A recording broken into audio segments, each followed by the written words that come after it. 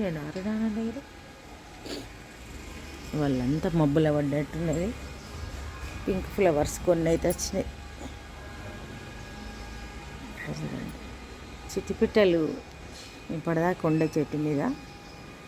పిల్లి కూడా వచ్చింది. ఈ కన్నం చల్లగా ఉంది, అంత వర్షం వస్తుందేమో అన్నట్టుగా అనిపిస్తుంది. చిలకలు వస్తున్నాయి చూడండి. అటు సైడ్ నుండి ఉండేవి, అటు సైడ్ నుండి వెళ్ళిపోయినాయి. ఇక ఇప్పుడే మరి మన పూజ సంపూర్ణమైంది. సింపుల్ పూజ. ఇక నిత్య దీపారాధన.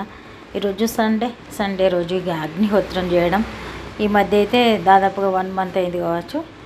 ఇక ఈరోజు చేస్తున్న ఆదిత్య హృదయ పారాయణ, ఇక గాయత్రి మంత్రం, మహామృత్యుంజయ మంత్రం, ఇక సూర్యునికి ఆహుతి సమర్పణ, ఆర్ఘ్యం సమర్పణ. ఇది మన పూజా విధానం. చూడండి, పాలు పెట్టిన ఆల్రెడీ పాలు అవుతున్నాయి. ఇక ఇప్పుడు బ్రేక్ఫాస్ట్కి ఏదో ఒకటి తయారు చేద్దాం. ఈరోజైతే ఉప్మా ఏమంటారు మా వారు. దోశ అయింది, ఉప్మా చేస్తా, లేకుంటే పోహ చేస్తా. అలానే బంద్ చేద్దాం, ఉప్మా చేద్దాం. ఆల్రెడీ బ్రేక్ఫాస్ట్ తయారు చేస్తున్నా ఉప్మా. ఇక ఈ పక్షుల వాయిస్ వినిపించి వచ్చిన ఇక ఇంట్లోకి వెళ్దాం రండి. ఉప్మా చేస్తున్నా మరి.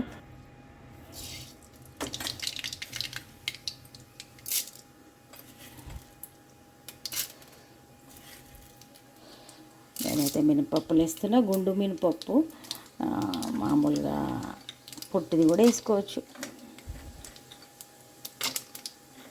పప్పులాగా ఉండేది కూడా. ఇదైతే మనకు దోశకు కూడా యూజ్ అవుతుందని నేను ఇది తీసుకున్నా. కానీ సరే, ఇక ఇప్పుడు ఉప్మా చేసేద్దాం. కొందరు జీలకర్ర కూడా వేసుకుంటారు, మరి ఇష్టం, ఎవరెవరి ఇష్టం ఎట్లా ఉంటే అట్లా వేస్తాం కదా. మా వారు పల్లీలు గిట్ట అన్నీ చెయ్యి అని చెప్తుండ్రు. సరే,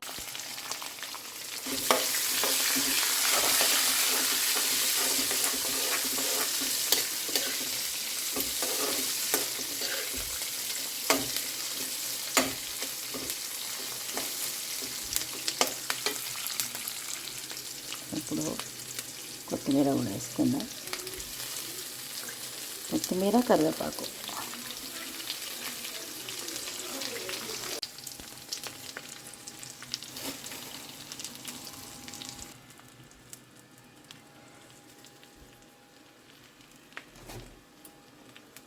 రెండు కప్పులు ముంబై రవ్వ, 1 కప్పు ఇడ్లీ రవ్వ,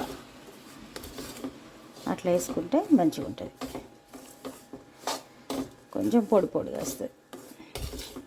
మొత్తం ఇడ్లీ రవ్వతో కూడా వేసుకోవచ్చు ఒక్కొక్కసారి. ఇట్లయితే ముంబై రవ్వ ఉప్మానే, కానీ కొంచెం పొడి పొడిగా వస్తుంది. అట్లా ఉప్మా వేయాలనుకున్నప్పుడు ఎన్నో టెక్నిక్స్ మనం ఫాలో అవ్వకుండా వేయాల్సి వస్తుంది. కొద్దిగా ఆయిల్ పైనుండి వేస్తే మంచి టేస్ట్ ఉంటుంది. టేస్ట్ అంటే అదే మంచిగా ఆయిల్ బాగా తక్కువ ఉంటే కొన్నిట్లలో నడుస్తాయి, కొన్నిట్లలో అస్సలు నడవదు. ముద్ద ఉంటుంది, తినలేం కదా. అదే ఇడ్లీకి అయితే చాలా తక్కువ ఆయిల్ వాడతాం. డైటింగ్లు ఉండేవాళ్ళు ఇడ్లీ దోశనే ప్రిపేర్ చేయాలి. ఎందుకంటే ఈ దోశకైనా చాలా తక్కువ ఆయిల్తో చేసుకోవచ్చు, ఇడ్లీకైనా చాలా తక్కువ ఆయిల్తో చేసుకోవచ్చు. మరి పచ్చడి కూడా 1 స్పూన్ తోటే మనం పచ్చడి చేసుకోవచ్చు. ఇవి చూడండి, వాటర్ బాయిల్ అయినాయి, వేసేద్దాం. వేసి మూత పెడదాం.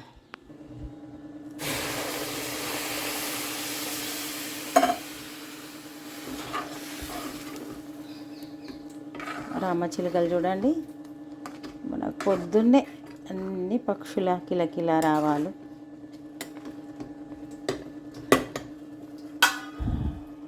ఇక 5 minutesలో రెడీ అవుతుంది. ఈ లోపల రెగ్యులర్గా చేసినట్టే మరి టీ పెడతా.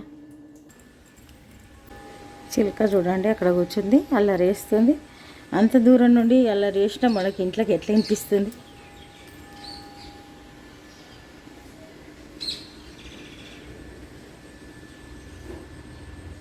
ఈ చెట్టు మీద కూడా ఉంటాయి, కానీ ఇప్పుడు లేవు ఇక్కడ.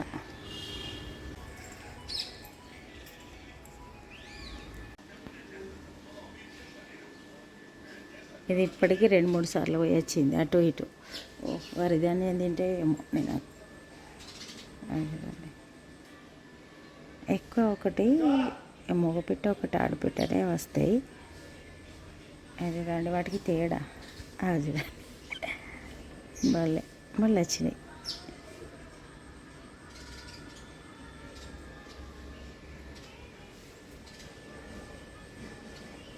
వరి ధాన్యం తింటే అక్కడికి ఇక్కడికి పొద్దుందాకా ఇదే పని వాటికి.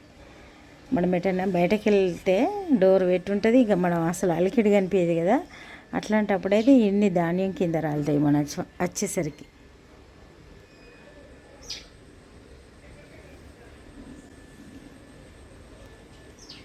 కింద వాటర్ తాగుతాయి. పశుపక్షాదులు ఎక్కడ ఉంటే అక్కడ పాజిటివ్ వైబ్రేషన్ ఉంటుంది అంటారు. ఇక మనం ఏదో ఒక ధాన్యమో అదో ఇదో పెట్టినప్పుడు పక్షులు రావడానికి ప్రయత్నం చేస్తే ఇక వస్తు పోతుంటేనే బాగుంటుంది మనకు కూడా. నేను అనుకునేది ఇది. మరి అక్కడికి కూడా వచ్చి తింటే అవి అంతే.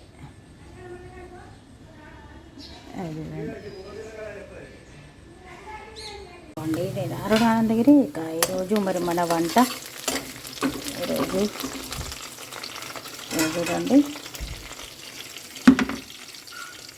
ఆలు బ్రోకోలీ తర్వాత పచ్చి బఠానీ ఈ కర్రీ చేస్తున్నా. మరి నేను ఇందులో అయితే స్పైసెస్ వేసిన.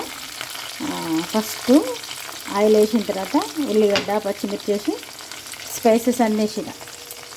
సాజీరా, లవంగాలు, దాల్చిన చెక్క ఇవన్నీ వేసిన తర్వాత ఇక ఫ్రై అవుతున్నాయి. ఇప్పుడు అల్లం వెల్లుల్లి పేస్ట్ వేసిన, పసుపు వేసిన,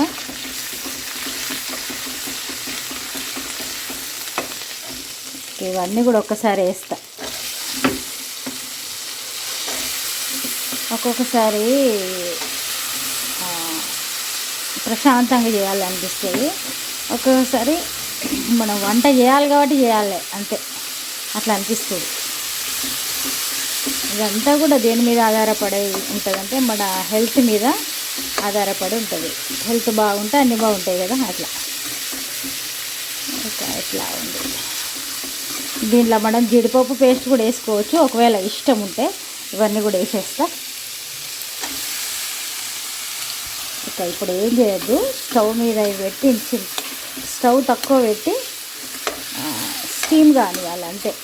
స్టీమ్ అయిన తర్వాత ఉప్పు కారం వేసుకుంటే సరిపోతుంది. ఎందుకంటే అల్లం వెల్లుల్లి పేస్ట్ చాలా ఎక్కువ వేసిన, నేను స్పైసెస్ కూడా వేసిన కాబట్టి ఇంకా ఇంట్లో ఏమీ వేయద్దు, సింపుల్గా ఇట్లా సరిపోతుంది. ఇక సూపర్ కర్రీ బ్రోకోలీ నేను ఇదే ఫస్ట్ టైం వండుతున్నా. ఇక అంతా మన కాలీఫ్లవర్ లాగానే ఏం తేడా లేదు. కానీ రోజైతే బిర్యానీ రైస్ తోటి చేసిన. నేను ఎంత పొడి పొడిగా వచ్చింది చూడండి. కొందరికి పొడి పొడిగా ఉంటే ఇష్టం, కొందరికి ముద్దగా ఉంటే ఇష్టం. ఇక అది ఎవరు ఎట్లా తింటారో ఆ ప్రకారం చేసుకుంటే సరిపోతుంది. వాటర్ వేయడమే, ఇంకా అట్లా వాటరు 1.5 వేస్తే కరెక్ట్ వస్తుంది.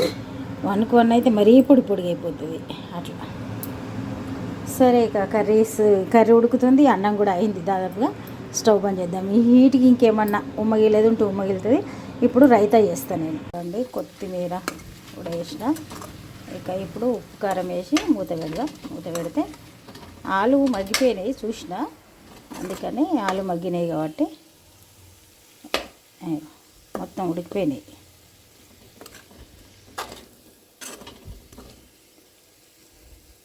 దీనిలో వాటర్ వేయలే, మనం మూత పెట్టి ఉంచినాం కాబట్టి స్టీమ్ అయినట్టు అయినాయి అంతే.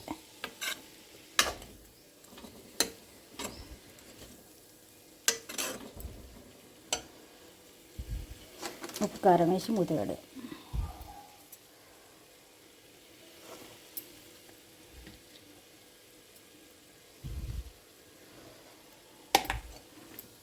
నాకు ఈ మాత్రం లేకుంటే కరెక్ట్ ఉండదు.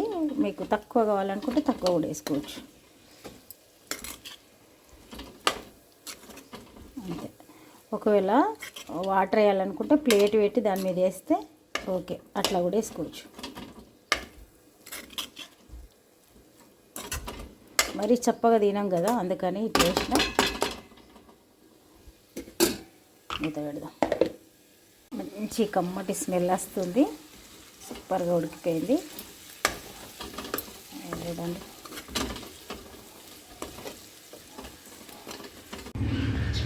కిచకిచా కిచకిచా ఇదే పని.